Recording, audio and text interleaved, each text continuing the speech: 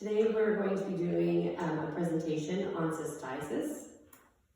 We're going to be talking about what is cystitis, what causes cystitis, signs and symptoms, diagnostic testing, and then the most common forms of treatment. What is cystitis? It is most often caused by a bacterial infection of the bladder, but then it also can be a reaction to certain treatments or irritants such as radiation, hygiene sprays, or spermicides. Causes differ between men and women. For women, it's more common because their urethra is shorter and it's located closer to the anus. In our large intestines, E. coli is found and it's not pathogenic in our large intestine, but then when it's introduced to our bladder, it does become pathogenic.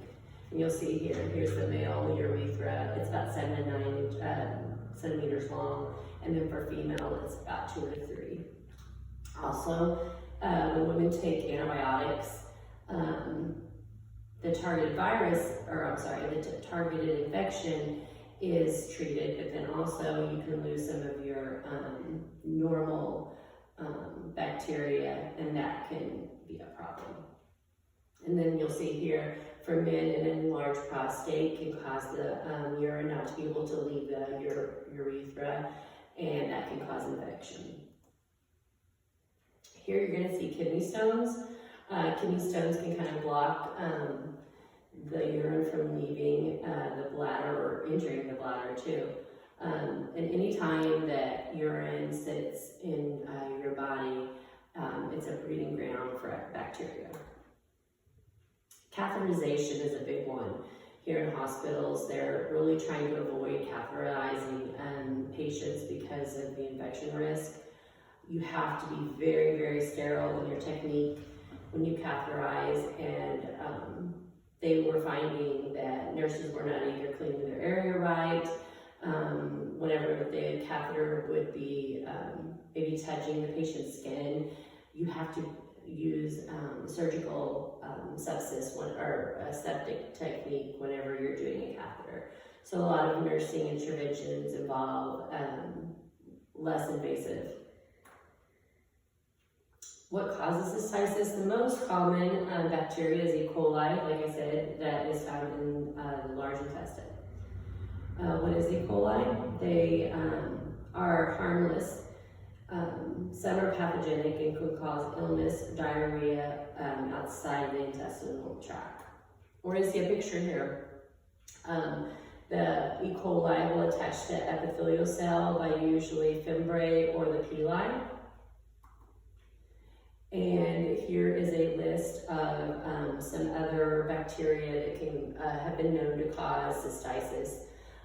You'll see Staphylococcus, Proteus, Enterococci. I was shocked about the Pseudomonas, and then yeast.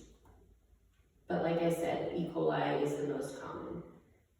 Diagnostic testing, you're going to use a urine dipstick. That's probably the most common. If you continue to have more infections, they're probably going to do a sensitivity culture on you. And then you may end up having to do some imaging, but that's usually a last case scenario. When obtaining a specimen from a patient, you're going to use a clean catch technique, and you're going to have the female wash her labia on either side, and then you're going to have them wash the urethra. Have them void just a little bit, and then put it in the stream of urine. You only need about 50 cc's. They don't have to fill up the entire container.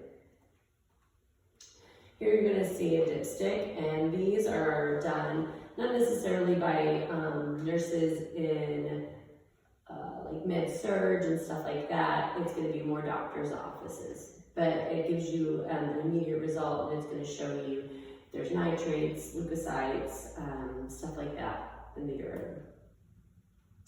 So a urine culture, this is going to be used if you've been on antibiotic treatment and it's not responded. This is going to help the provider know what kind of antibiotic to put you on.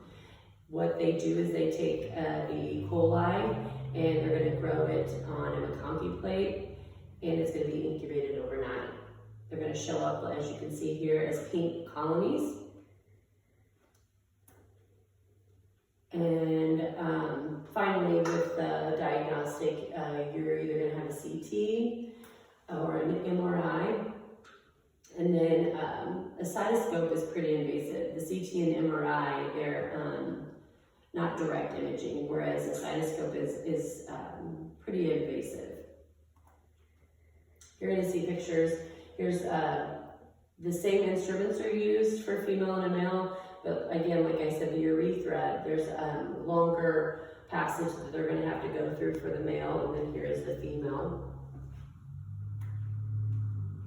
Signs and symptoms, it's going to be trouble urinating or urinating quite often. You're going to have blood in the urine, bladder pain. Some common treatments, you're going to see these antibiotics. It seems like they try to use bactrim, Septra first. Monorol is one, macrobid, and then K-Flex. With bactrim, how they work by interfering with the synthesis of folic acid in the bacteria, and it stops the nucleic acid and ultimately DNA and RNA production. Oh, and then bacteria also need the folic acid from their diet. The bacteria need it to synthesize. Macrobid is another antibiotic, and its mechanism of action is a lot different than the other antibacterials. They reduce by the bacterial flavoproteins and to an intermediate, a reactive intermediate, which inactivate or alter the ribosomes and other molecules. K-Flex, they inhibit bacterial cell wall synthesis, and then the lack of cell wall results in death due to lysis of the bacteria. How do we prevent? We drink plenty of fluid. Women especially need to wipe from front to back, wash after sex, and make sure to empty your bladder after sex. Steer clear of any kind of irritating feminine products, taking bubble baths, things like that. And then with birth control, the diaphragm, spermicides, things like that can be a breeding ground for bacterial growth. So if you're getting lots of UTIs, you may want to reconsider your birth control. If you get a lot of UTIs, usually within a 6-month period, if you get 3 to 4, they will put you on a low dose of antibiotics. My mother had to do that, and that seemed to help her. Having to test yourself at home, there are tests that you can perform at home when you have the symptoms so that you're able to treat it quicker. And then some physicians also prescribe a dose of antibiotics, just one time dose after having sex. Thank you.